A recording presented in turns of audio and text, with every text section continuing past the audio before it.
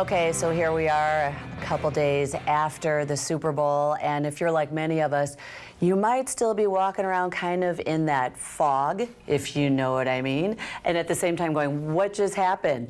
Well, you know what? We've got someone here that's going to help us recover, and he's got some remedies for us. I want you to meet David Foreman. He's an herbal pharmacist, yes. And you're based in Tampa, but we can reach you via emails and website. Yep.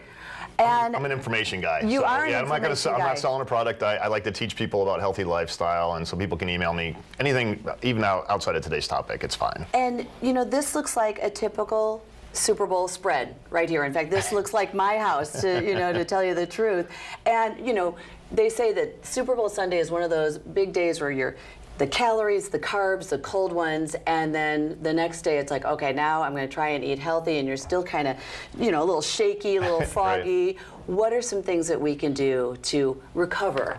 Well, it's funny. I sort of call it the food coma. Yeah. And it's kind of interesting. A lot of people don't realize most people consume about 3,000 calories during Super Bowl Sunday. No kidding. And a lot of that carries over. So there might be foods that you never eat, and because you've been doing the right thing, and all of a sudden Super Bowl Sunday rolls around. Like you haven't been eating pizza, and all of a sudden you're like, you have some pizza and you're like, wow, I forgot how good it was, and you start eating it on a daily basis. That's when we start running into problems. Into the problems. Yeah, I've got some tips for you, for sure. Too. Yeah, right on.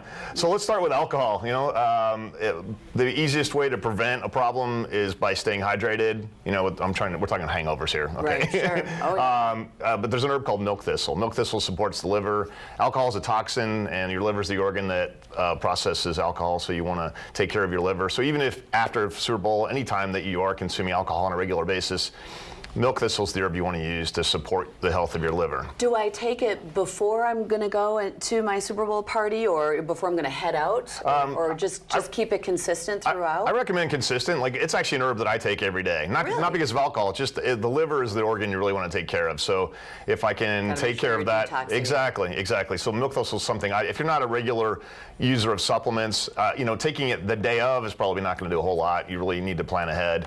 And then if you didn't listen to anything I just said, there's an herb for that headache the next day called feverfew. Feverfew is normally thought of for migraine headaches, but I didn't know that. But years ago I learned this, that the Germans, centuries ago, used to pick the leaves. So that's what's in the liquid bottle right there. The Germans used to pick the leaves off the feverfew plant and just suck on the leaves, and it sort of had that immediate pain reliever kind of an effect. So, if you take 2 ibuprofen, it's going to take, 30 to 45 minutes to work? Yeah. Feverfew kind of works the same way for people for a headache. It. And again, the herbal and the all-natural, and it's one less reason not to have to pop a pill that has another side effect to it. Exactly. And then what else do you have? All right, so a lot of us get into the starchy foods. I've got potato skins and pizza and wings and cupcakes. Great.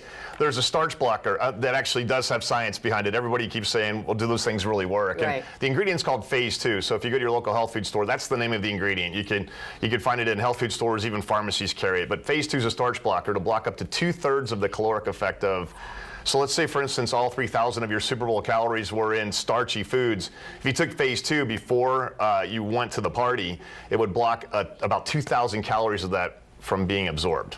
Are you serious? Yeah, I know. People are like, dude, where's this been my whole life? Exactly. And I'm thinking of every single person who's been on every single diet and working out, and and nothing seems to be helping you. Right. So if you took it, it works that fast, or do I need to build up to something like that? No. I'm not a starch guy normally, but I am a chip guy. So when they're around, so if I know that I'm going to be having starchy foods, I'll actually use phase 2 before I have that meal. So for me, it's just an occasional thing, but there are people that, there are studies showing that if you took it on a regular basis, not only did it help with weight loss, it helped with weight maintenance, and over time, it actually helped curb your cravings for sweets. Phase 2. Phase 2. That's the ingredient. So I have one example of it. Okay, because I know everybody is like, we're all perking up listening to all this. Right. Where can we find all of these supplements? Most mainstream health food stores would have them. So I'm not going to pick one over another. I don't like to get overly branded, around here. Can we take all of them every day as part of like a daily regimen? I take this only. Yes, you could. The other thing I have is digestive enzymes. That's for when you overeat, maybe fats and protein. You feel that bloated, kind of sluggish feeling. You could take enzymes. But yeah, all these things you could literally use on a daily basis.